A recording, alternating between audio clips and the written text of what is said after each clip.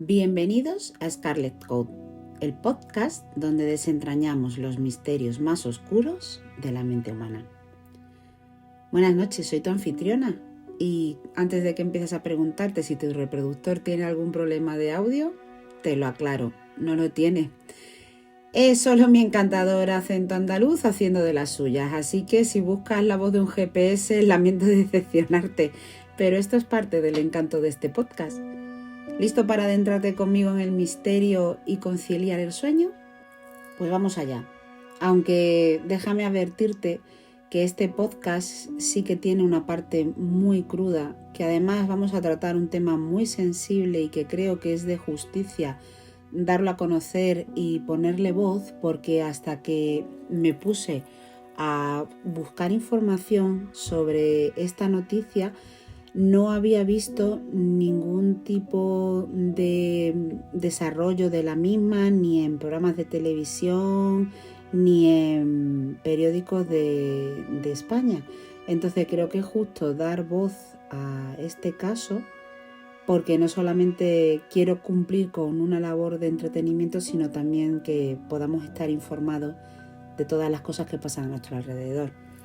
Con todo esto, quiero que sepas que hoy vamos a sumergirnos en el caso de una crisis devastadora que asola México y que a poco que hayas estado un poco conectado conocerás: las desapariciones. Son más de 110.000 personas las desaparecidas y cada historia es un recordatorio del dolor que sufren miles de familias. No solo son números, son vidas truncadas, sueños rotos y un sufrimiento inimaginable.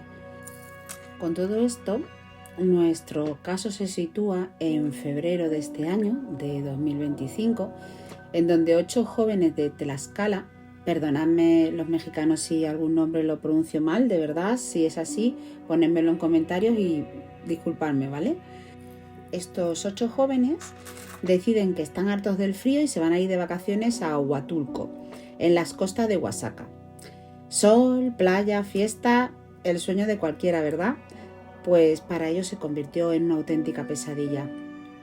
Te los presento. Eran Angie Lisette Pérez, de 29 años, Brenda Mariel Salas, de 19, Raúl Emanuel González, de 28, Noemí Yamilez López, de 28 también, Jacqueline Ailet Meza, de 23, Leslie Noya Trejo, de 21, Rubén Antonio Ramos, de 22, y Rolando Armando Evaristo, también de 22. 8 nombres que de la noche a la mañana pasaron a ser parte de esa lista interminable de desaparecidos de la que antes hablábamos. El 27 de febrero todo se vuelve silencio. Las familias empiezan a desesperarse. Llaman, mandan mensajes, pero nada, como si la tierra se los hubiera tragado. Y mientras tanto, ¿qué hacen las autoridades? Pues jugar al ping-pong de la responsabilidad entre Tlaxcala, Oaxaca y Puebla. Nadie quiere hacerse cargo. Pero espera, que esto se pone peor. El 2 de marzo, a 400 kilómetros de donde se les vio por última vez, aparece un coche abandonado en la carretera entre Puebla y Oaxaca. Y dentro, bueno, digamos que lo que encuentran no es para estómagos sensibles. 9 cuerpos. Sí, has oído bien. 9. ¿Recuerdas que eran 8 los desaparecidos? Pues ahí tienes otro misterio para la lista. Los cuerpos, 5 hombres y 4 mujeres, estaban separados en partes y mostraban signos de tortura. Algunos estaban en el maletero, otros bajo una lona ensangrentada, y como si esto fuera poco, también encontraron una bolsa con 16 manos. Ya lo sé, suena como una película de terror, pero créeme que te estoy contando la pura realidad. Ahora toca desenredar este nudo gordiano. Teníamos 8 jóvenes desaparecidos, ¿verdad? Pero se encontraron 9 cuerpos. ¿De dónde salió el cuerpo extra? Y para complicar más las cosas, una de las desaparecidas, Brenda Mariel Salas, apareció viva en Puebla. Entonces, ¿quiénes eran esos 9 cuerpos? Por los que sabemos, Angie Lisette y Brenda Mariel viajaban juntas en un Ford Fiesta. Raúl Emanuel y Noemí Yamilez fueron vistos por última vez en Zipolite. Jacqueline Ailet estaba cenando en un restaurante cuando desapareció. Leslie Noya, Rubén Antonio y Rolando Hernando también formaban parte del grupo. Pero aquí viene lo interesante. Según algunos informes, estos jóvenes podrían haber sido reclutados por José el Jocha Lavarieg, un aspirante alcalde convertido en líder de una banda criminal. Bueno, pues si no se te da bien una cosa, se te dará bien otra. A veces hasta pueden ir unidas de la mano. Supuestamente los reclutó para cometer robos y asaltos. Si esto es cierto, podría explicar por qué había más cuerpos de los esperados. El noveno cuerpo podría ser del propio El Jocha, quien, según algunos informes, también fue encontrado muerto. Esto podría ser el resultado de haber pisado el terreno de una banda rival de Oaxaca. Y aquí viene la guinda del pastel. La policía de Oaxaca, en un alarde de, llamémosle, intuición, decide investigar si sus propios policías estaban en el ajo. Porque ya sabes, como ya hemos visto en otros casos, a veces de los que más tienes que protegerte es de los que se suponen que tenían que cuidarte.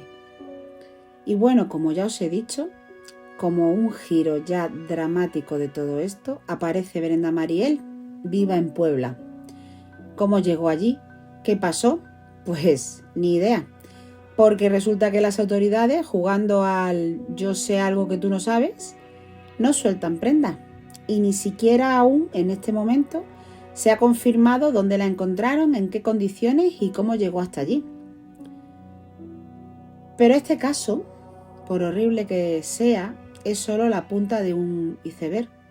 México está viviendo una crisis de desapariciones que parece no tener fin.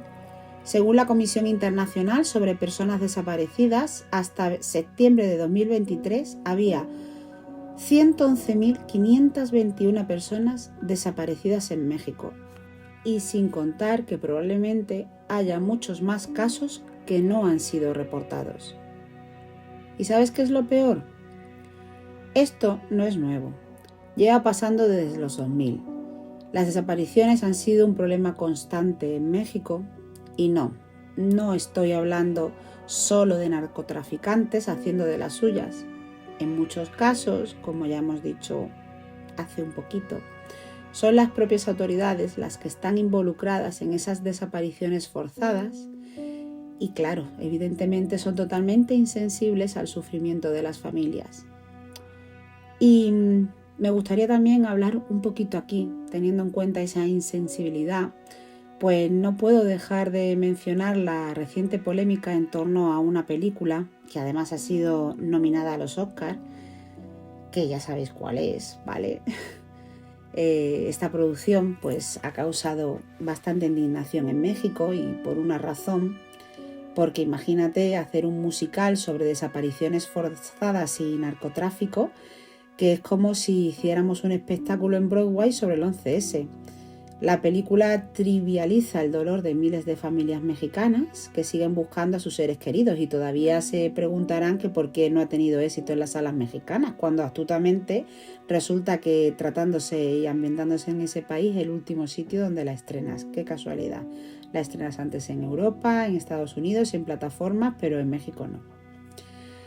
Pues no solo eso, sino que además esta película pues ha perpetuado estereotipos dañinos, muestra una falta total de comprensión sobre la gravedad de la situación en México y las familias de los desaparecidos, pues por mi parte yo creo que merecen un respeto. Esto es solo una opinión, a lo mejor a ti te encanta, pero desde mi punto de vista creo que hay otras formas de hacer las cosas y de dar a conocer pues una situación tan triste como la que están viviendo las familias de estas personas en México.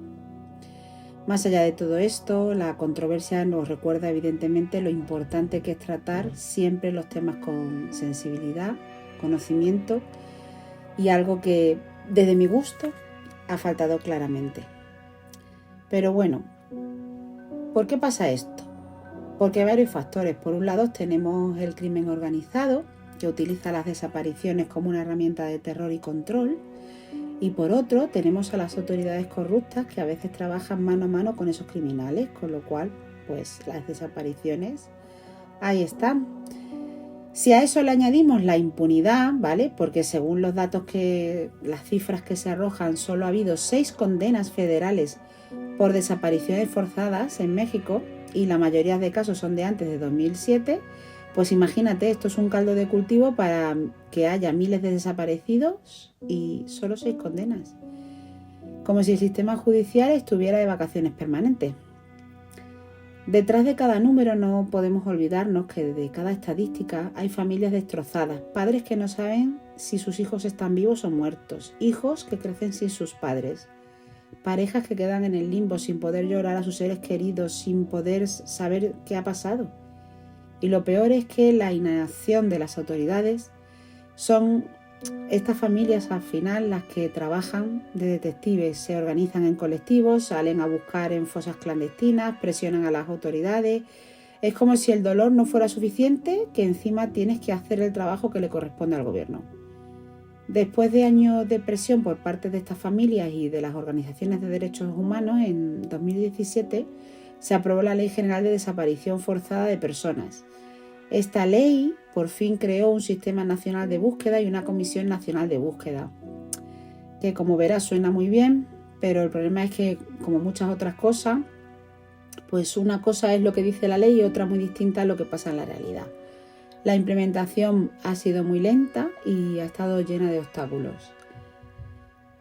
Y mientras hablamos de leyes y sistemas, las familias de Angie, Raúl, Noemí, Jacqueline, Leslie, Rubén y Rolando siguen sin la respuesta a qué les pasó.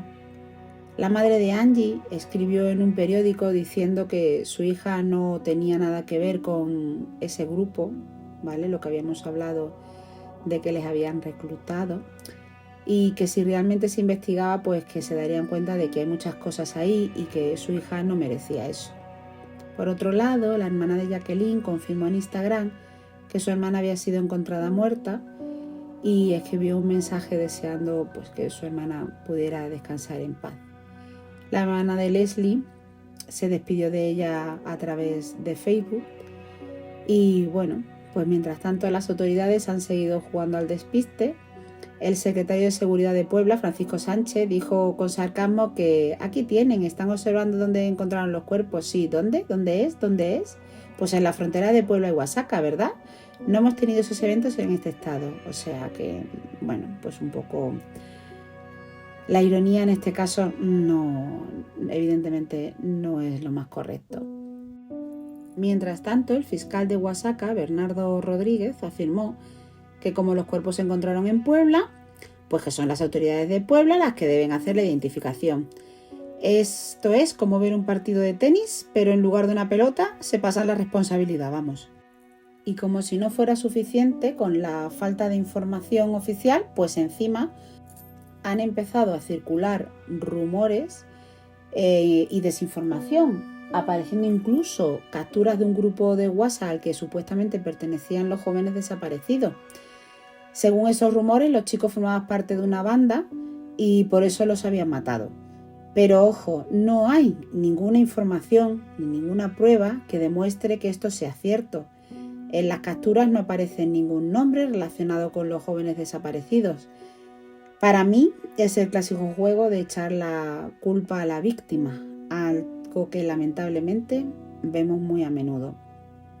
Todo esto, pues la verdad es que me deja con más preguntas que un examen de física cuántica. ¿Qué demonios pasó en Huatulco? ¿Por qué las autoridades parecen más perdidas que un pulpo en un garaje? Y lo más importante, ¿cuándo podrá México descansar y las familias de estas víctimas?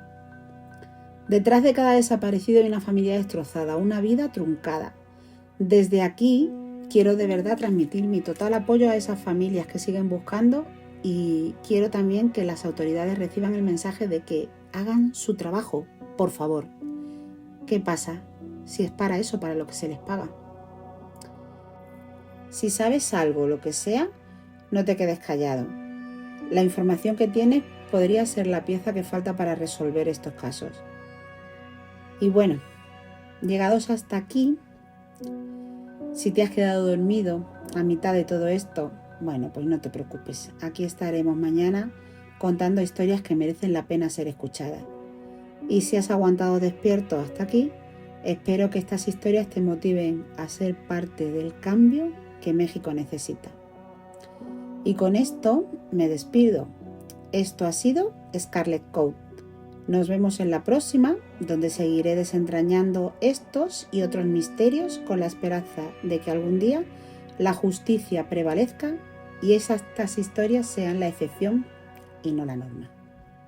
No olvides suscribirte a este podcast, sígueme en todas mis redes sociales, puedes encontrarme en YouTube, en Instagram, en TikTok y en X. Y además puedes escuchar este podcast ya en todas las plataformas. Hasta la próxima y que tengas dulces sueños.